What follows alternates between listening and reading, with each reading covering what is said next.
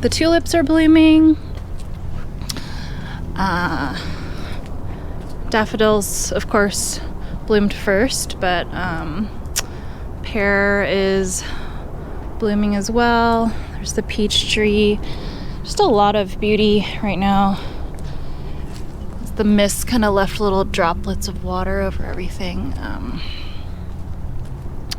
This wallflower is apparently like a native plant, and it's really expanded quite a bit from the start that I put in the ground.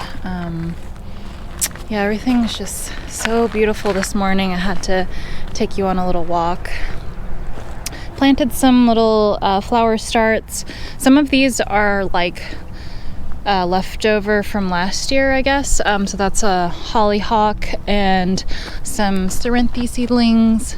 Planted some zinnias, some cosmos, and some blanket flower, and some other things too yesterday.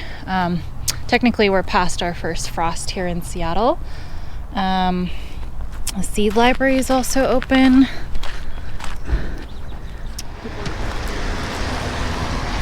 Garlic is doing well. That's music garlic. And I planted some little baby lettuce starts also. You can see kind of in little rows. I started a CSA this year, which means I'm selling my veggies. I'm delivering them once a week to people in the neighborhood. So I'm kind of upping my production this year for that purpose. Some herbs. The tarragon came back. And I love this golden oregano and golden marjoram. Stayed with me for a while. This is another kind of garlic, brown tempest. This is called daomu, which is like pea shoot in Chinese. It's really tasty stir-fried. These are little coreopsis plants that I started from seed actually last year, and they didn't bloom.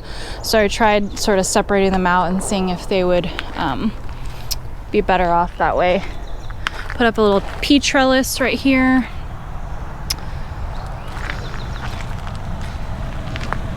Planted some cute little evening primroses here that I got from the Beacon Hill Plant Share.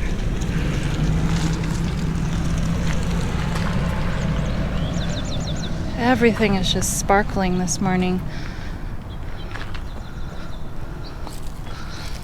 I've had a intense couple of weeks at work, so I feel really good right now though in this moment.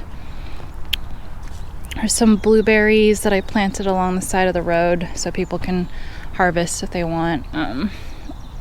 Hopefully I'll get some too. But this is kind of a developing food forest or forest garden, whatever you want to call it, like a community garden. And I want people to at least feast with their eyes if they don't take some food too. But again, I am selling them this year, so I'm hoping to keep some for my customers. Some lettuce.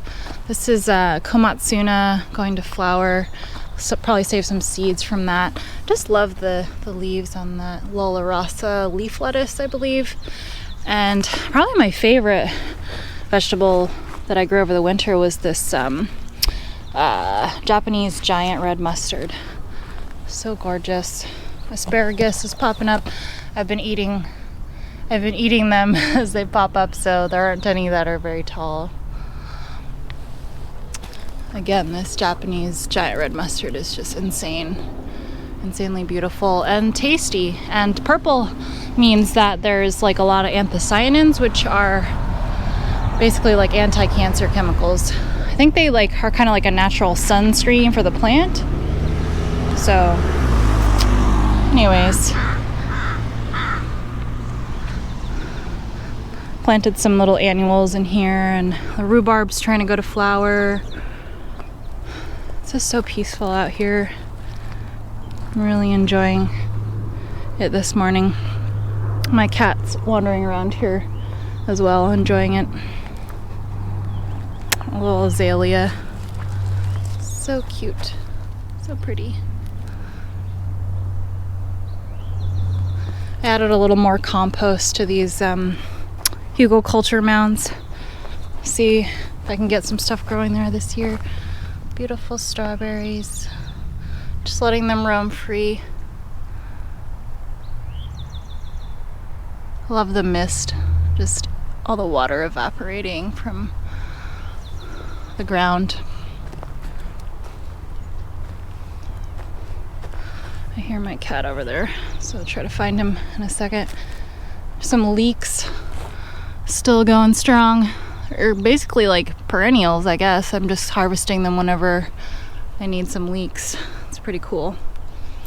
Yeah, why don't we go through this back gate again? Go see what my cat's up to. Hi, Mercury. Hello. Let's go check out the greenhouse.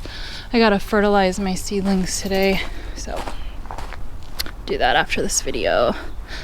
Let's look over here. So I planted some little I just ran out of space, so I just kind of plopped them in the ground here. There's lettuce, some Mizuna, some chicory, I believe.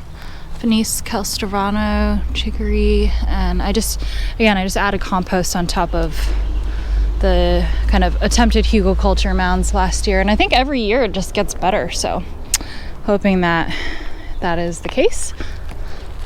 Cherry blossoms. There's me in blossom form. There's another cherry tree over there. I think this is just an extra purple sprouting broccoli start that I had, and I put it somewhere random. Kind of my gardening style.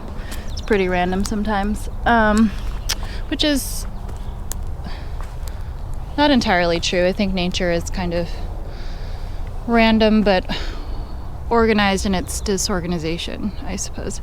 There's some more lettuce, spinach, what else? I forget what this is. Mustard greens and more lettuce. And yeah, my GM here making a comeback. That's a green tea plant. Very excited to see things get established and continue growing this year.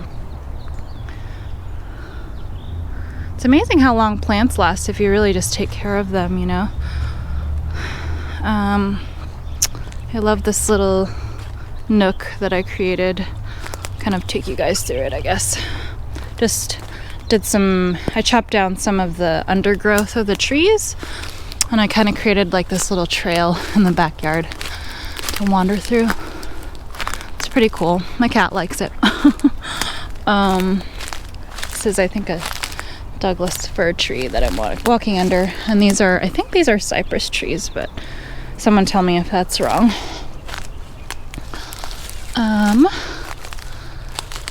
Yeah, just kind of like wandering through here like an animal. It's fun. I am an animal. So all the ferns are kind of popping up slowly. Hi, Mercury. You want to come up? Come join us? Hi. What you doing? You got something to say? Are you talking to me? Oh, that was a big crow. Yeah, so there's a red flowering currant over here. Stop and say hi because it's a beautiful native plant.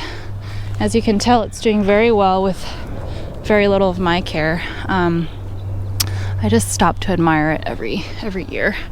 It's been getting bigger and bigger. Hi, Marguerite. We'll go take a look at the greenhouse in a second. I just wanted to take you up the hill. You want to take them up the hill, Mercury? Let's go. Some shade plants that I finally planted in the space. Some hostas, ostrich fern, lady's mantle, columbine, walking onion.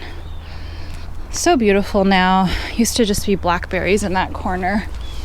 And again, I built this staircase or whatever you want to call it, just to kind of get a more bird's eye view of the food forest that I created And it's so much more meaningful when you create a space. There's no money involved in it. It's just labor and time and love. Some strawberries. And if more people did this, you know, we could feed so many neighborhoods, so many people, and it could all be such a beautiful process as well. So don't ever forget that you're part of nature. We're all part of nature. So nurturing a garden is nurturing yourself. This mist has really got me in a philosophical mood, I guess. So let's look at greenhouse. Here's some of my starts that are just waiting for slightly warmer temperatures. I could probably put some out now, but some of them are just small. Some flowers, annual flowers, perennial flowers. And I winter sowed these outside, and then I brought them into the greenhouse once they sprouted to further their growth. That's because some of them need cold stratification, because in nature they just drop out in the ground, and then they have a hard seed coat that needs to be like cracked and degraded by the weather before they sprout. So some squashes and stuff that I honestly probably started too early, but we'll see. I can sow them. I can direct sow some of them as well. Here's some propagated plants from the food forest where I work. And yeah, some more corn and stuff like that. Don't ask me if it's the right time to start stuff, because I'm not an expert either. It's literally my second year starting stuff from seed, but I am learning a lot, and learning a lot from other people on YouTube and just from experience. Some tomato starts that I'm selling, some peppers as well. Hey, Mercury. He loves going in the greenhouse. It's so cute. It's really warm in there, huh? Yeah, it's so warm. Okay, so I'm gonna close it up for now, and I need to go and fertilize them. Some beautiful tulips and flowers.